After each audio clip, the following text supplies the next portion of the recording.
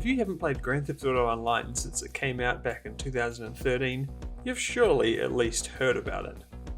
As one of the most anticipated launches in recent memory, GTA Online promised a massive open world where up to 30 players could explore, fight, and compete with each other. An undeniably tantalizing idea, it mostly delivered on its promises, and it evolved GTA 4's multiplayer component into a persistent experience with buckets of things to do and massive lists of clothes, guns and vehicles to spend your money on and customize your own character.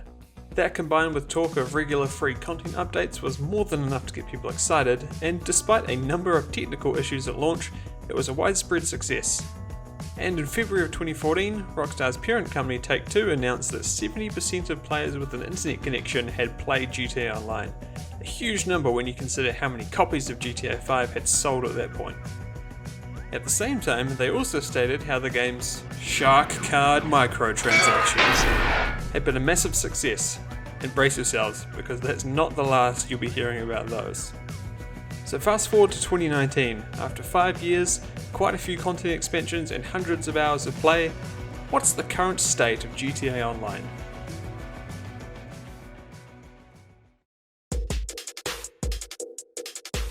As I've recently been playing a lot of GTA Online for this video, it reminds me of its key features that are still excellent, no matter how many years it ages or how many hours I play. The centerpiece of the game is still its vast open world, and exploring it with friends is as fun as ever. Whether you're cruising up a mountain on a bike, speeding down a highway in a supercar, or parachuting through the clouds, the world of Los Santos is still a joy to be in. I'm still finding things on the map I haven't seen before, and there's such a great variety of locations and terrain that it seldom gets boring. And if you want something different from free roaming the world, there's a truly massive list of game modes, missions, and scenarios to play, all of which can be done with friends. This is one of the best things to come of the game receiving so many expansions.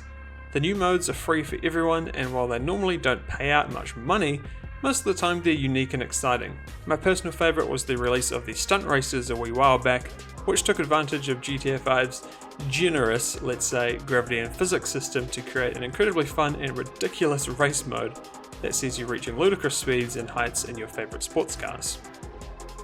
And on that note, the game's core mechanics still hold up really well when considering it's a 5-year-old game at this point. The combat's still exciting, and handling cars, boats and planes is simple and really satisfying. All in all, the core of GTA Online is still really fun. But not everything the game does is positive, and there's no better place to start complaining than with the game's price gouging and paywalls via its shark card microtransactions. Like I said earlier, the game has received many expansions since its release, all for free. Wow, you might say, that's quite generous of them. Well, kind of, but not really. While they are technically free updates, all of the cool things like new vehicles, guns, clothing and more need to be purchased with in-game currency, and often require you to buy a new base, building or hub to even have the privilege of purchasing them. So normally you'll get access to some new modes or missions for free, but to really get the meat and potatoes of the content you'll need to pay. Now, of course some will argue that you can earn everything in-game just by playing. And while that argument is technically true, the rate of earning is arduously slow, and buying everything would take a truly unholy amount of time. Here's an example. Let's say you bought an office and become a CEO, which at its cheapest level costs around $1 million. Once you do that, you get access to VIP missions and other benefits. So one way you could earn money efficiently and without much risk is to do those VIP missions back to back, as you can do them in invite-only lobbies without others trying to blow your brains out and halt your progress. Each one you complete earns you around 20k, and you can probably do maybe 5 of those an hour, perhaps even 1 or 2 more if you're good at it. So we're talking about 100 to 150k an hour-ish. Now imagine you want to buy the Pegasi Reaper, a supercar released with that same CEO expansion, Finance and Felony. That costs $1,595,000 stock, so you can figure out how long that would take to grind for. And that's without performance upgrades. Now obviously not everyone wants to grind out for efficiency, and just by playing the game, doing heists with friends, and selling cars and the like will build your bank account over time. You should also note that there are better ways to make money than what I mentioned if you've invested in some of the game's other business ventures, but they require even more upfront cash to utilize. I get it. You're probably thinking that sounds like a lot of effort and there's gotta be an easier way. Well, there is. You can buy anything your heart desires without grinding at all. All you need to do is open your wallet to Rockstar and Take-Two and buy a few shark card microtransactions. And while microtransaction may be the technical term, there's really nothing micro about them.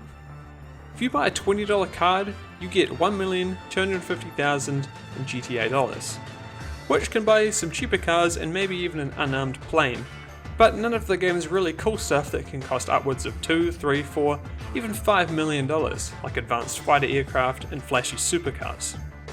Not only does each expansion include these cool new cars, planes, and more things that people want to buy because, let's be fair, they're really awesome, it's feeling like each subsequent release needs to be more crazy, more out there in order to raise the cool factor and incentivize people to pay. And in my opinion, it's reaching the point of ridiculousness.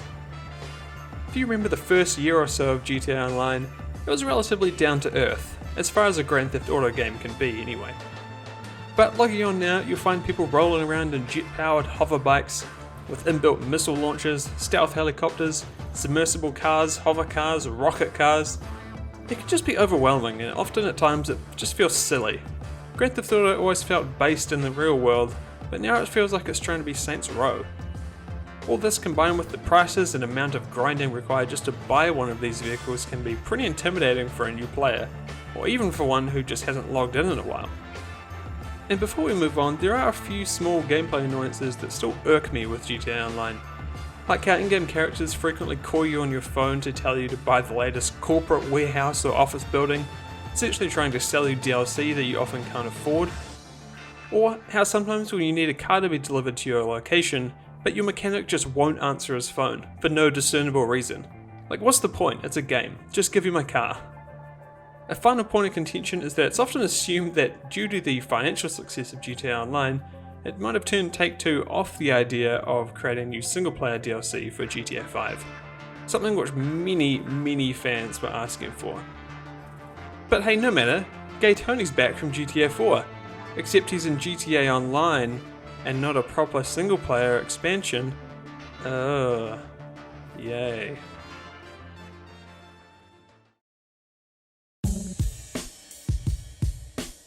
So, that was all pretty negative. But honestly, it's not all bad. Like I said at the start, the core of the game is still fun, and when playing it with friends it persists as one of my favourite online games when we're wanting to just hang out, mess around, or do some crazy stuff.